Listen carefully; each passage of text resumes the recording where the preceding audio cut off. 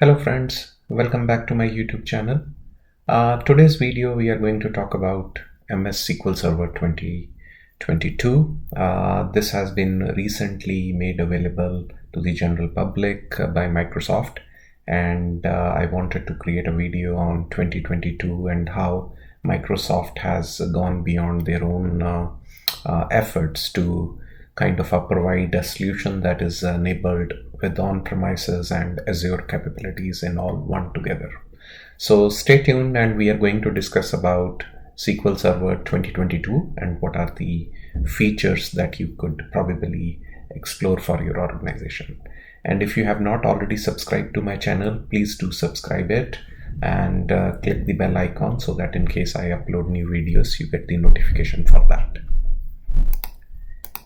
Okay, so before we move on to the actual additions and features of SQL Server 2022, SQL Server has come a long way, especially from 2016 till 2019.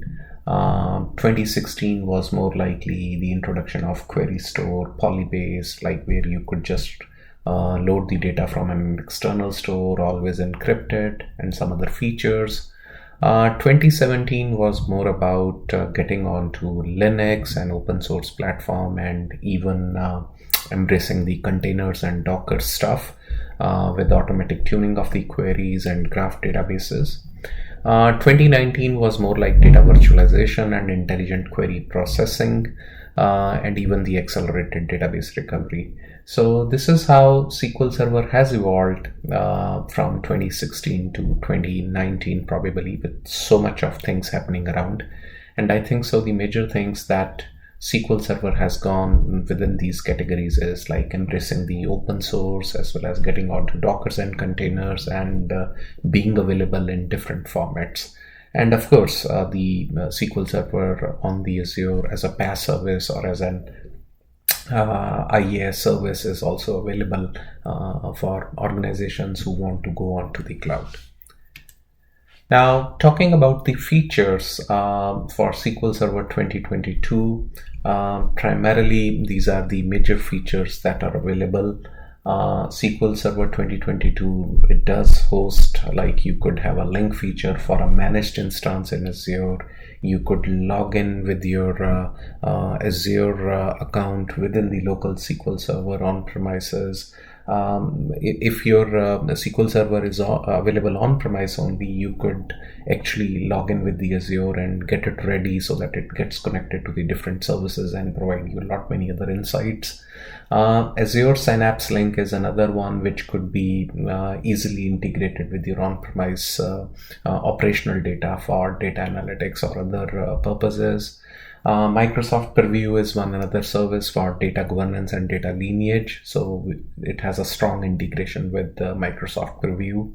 And SQL Server, like over the last 10 years, they have been doing a lot of stuff with SQL Ledger and built-in query intelligence and other stuff that's going around, and even the industry-leading performance availability by certain research that has been done.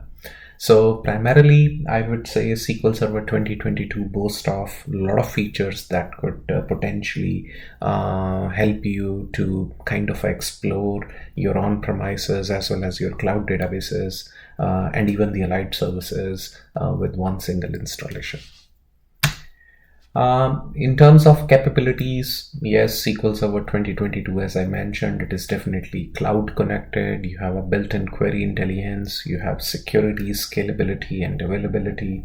You have data virtualization and object store, like in the form of a query store. And of course, it is gonna provide you a lot much extensions or capabilities in terms of SQL and JSON capabilities within the SQL Server 2022 model.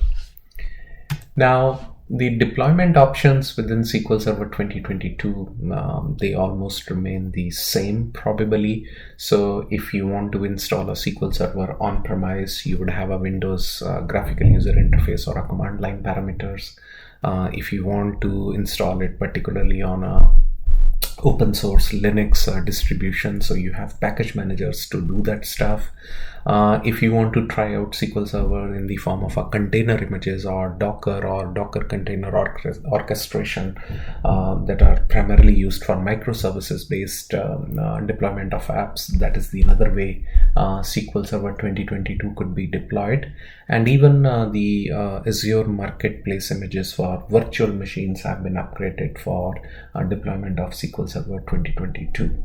When you go for the Azure SQL PaaS services, the PaaS services are automatically upgraded to the latest version. So when you create a new SQL Server or Azure database on Azure SQL PaaS service, the latest engine of the SQL Server is automatically used, and you don't have to worry about for the upgradation that Microsoft does at the background. And that's where the serverless features, they definitely come into picture. You don't have to worry at the very base level how that is managed for you.